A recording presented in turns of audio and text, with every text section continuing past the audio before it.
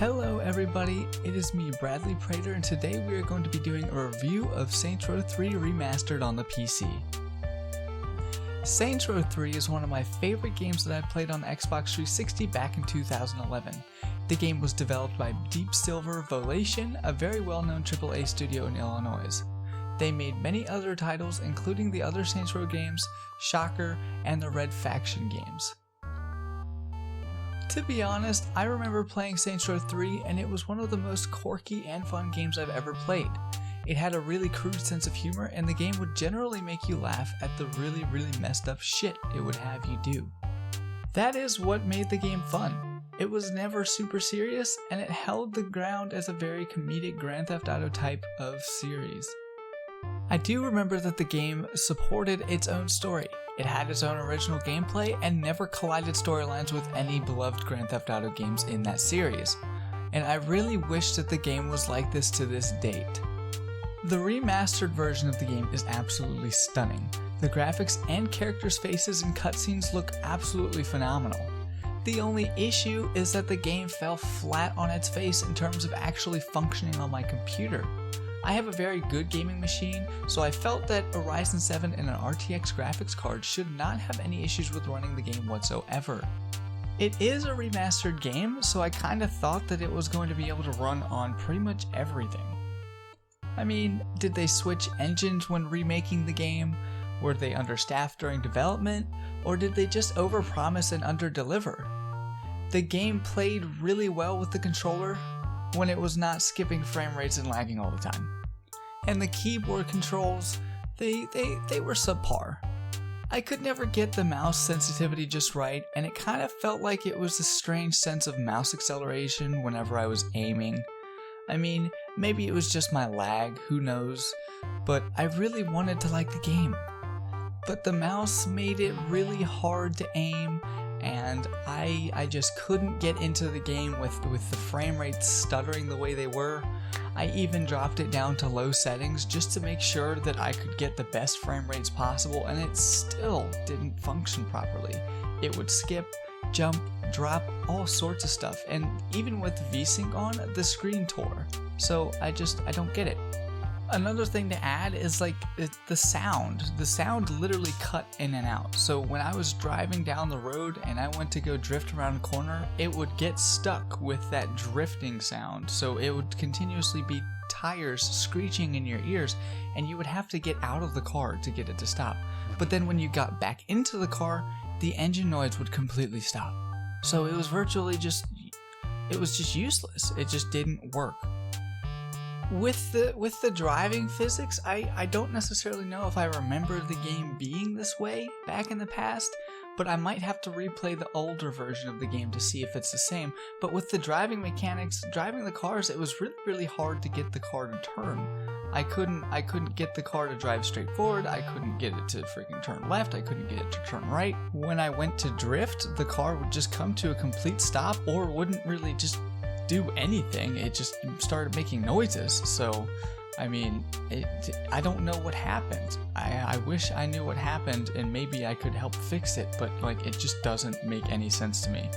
And going back to the sound really quick, with the radio stations, I just couldn't get them to work properly. I would switch them constantly and I wouldn't get any sound from them either. So I guess that goes along the lines of that drifting sound issue where it would get stuck and then it wouldn't do anything, and then the radio stations wouldn't turn on or off, and I changed the volume and it didn't do anything.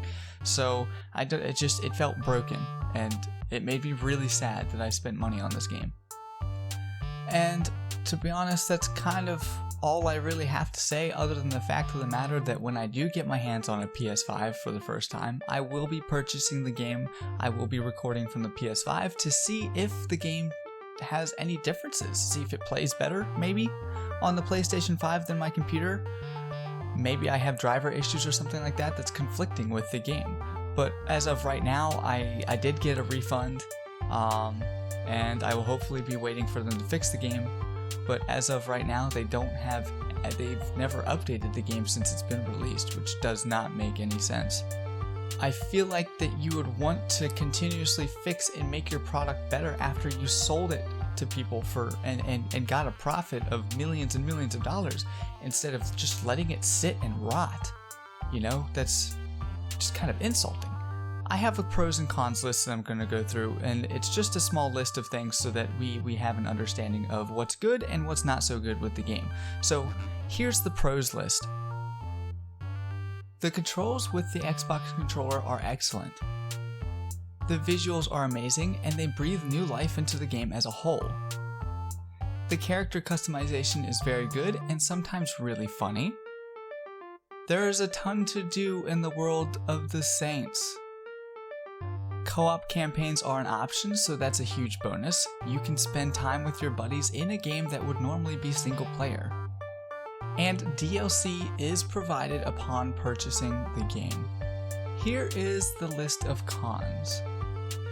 The game provides you with tons of never-ending fun by constantly crashing. Cutscenes have constant screen tearing issues and optimization issues, which also causes frame rate instability. Gameplay frame rates are very unstable. Absolutely no updates have been provided since the launch of the game back in May of this year, 2021. The running animation is kind of broken. In-game sounds randomly cut in and out all the time. Vehicles do not function properly. The mouse is extremely sensitive, even with editing the sensitivity in the controller menu. I don't know why, but VSync does not work properly and my screen constantly had tearing issues when playing. After giving you the list of things that were good and bad about the game, and I know I didn't play the game for very long because I went ahead and got a refund, but I'm going to give it a rating. So I'm going to give the game a 3 out of 10. I just really wanted to love and relive this game and it didn't happen. To be honest, I was super upset by this outcome and I just can't say much more. Deep Silver, I gave your game back and you didn't take the time to work out your bugs. To be honest, I don't even think I want to play one of your games ever again, even if it's a new game. If I get a PS5, I will try to do a review of the game on the PS5 to see if it's any better, but please just work on fixing your bugs. Because as of now, I won't touch any more of your games. And guys, I wish this video could be a bit more of a positive video, but I just don't have it in me. $50 to $60 for a broken game is a huge spit to my face and everyone who wanted to relive the glory of this game. If you have anything to say, leave a comment below. If you like the context, please leave a like and subscribe. And once again, this is me, Bradley Pretre, and I hope you guys have an excellent day.